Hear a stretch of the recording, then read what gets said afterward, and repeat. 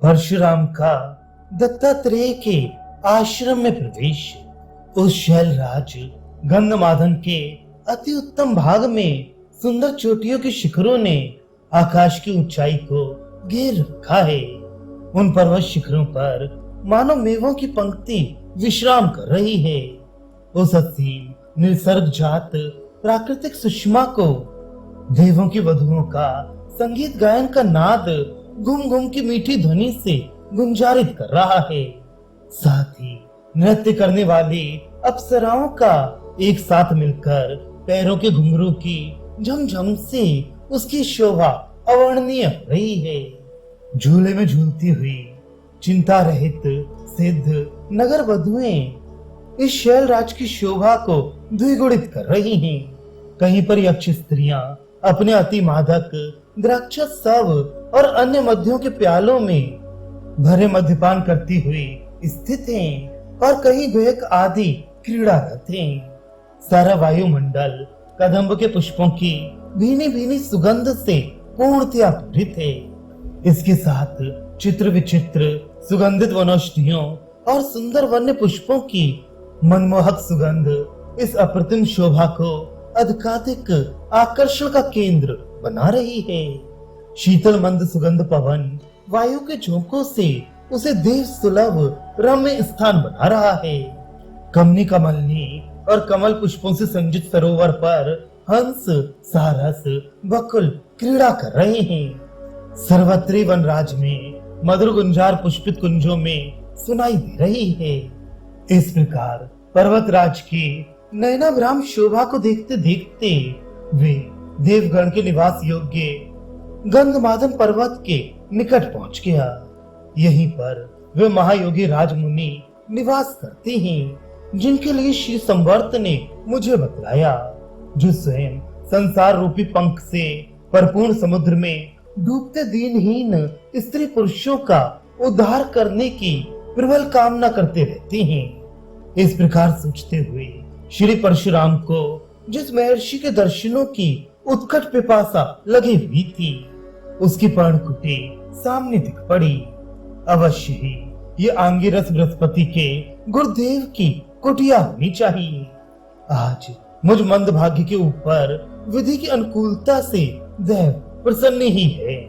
अहो, प्रसन्नता का विषय है कि समय पर ही लोगों का भाग्योदय होता है। आज मैं उनके चरण कमलों का दर्शन करूंगा। ये पाद कमल संसार रूपी ताप को मिटाने वाले और अमर समुद्रों की वर्षा करने वाले हैं। इस प्रकार विचारों में मग्न श्री परशुराम ऋषि दत्तात्रेय की पर्णशाला के द्वार पर आ गए और उन्होंने वहीं पर ध्यान में अवस्थित एक ब्राह्मण को देखा। उसका कहीं ध्यान भंग ना हो जाए, इस डर से वे दूर पर खड़े रह गए। इसके बाद जब उसकी आंखें खुली तो उसे देखकर वे पास में आ गए तथा उसके चरणों में साष्टांग दंडवत करके पूछने लगे, हे ब्राह्मण, ये अत्यंत प्रिय आश्रम किसका है?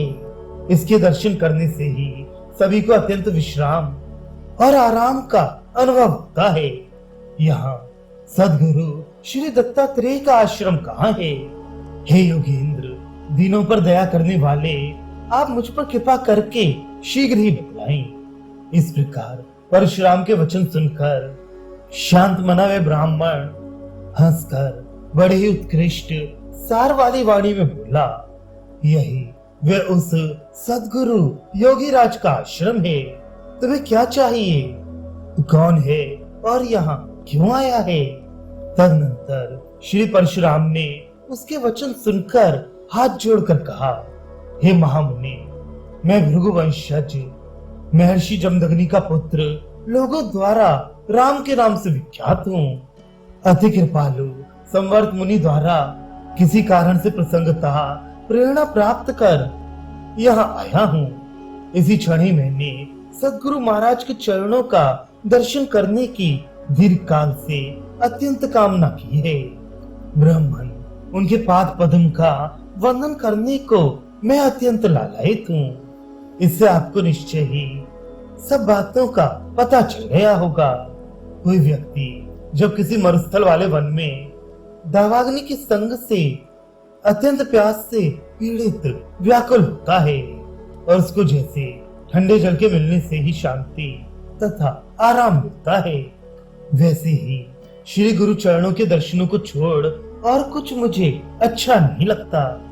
आप कृपा करके शरण में आने वालों की पीड़ा मिटाने वाले उन श्री गुरु जी के स्थान को बताइए।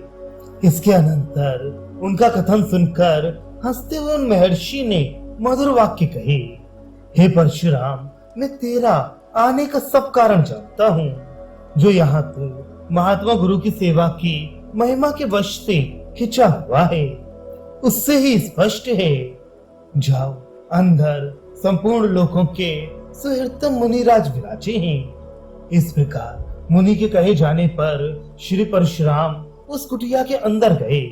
वहां उन्होंने सिंहासन पर आसीन अवधूत कुल के नायक उत्तम गुणों से पूर्ण योगी राजू द्वारा सेवित गुरुवर्य को देखकर उनके चरणों में दंडवत प्रणाम किया और हाथ जोड़े हुए उनकी सारे मानसिक चेष्टाओं को देखते हुए सन्निकट हो खड़े रह गए।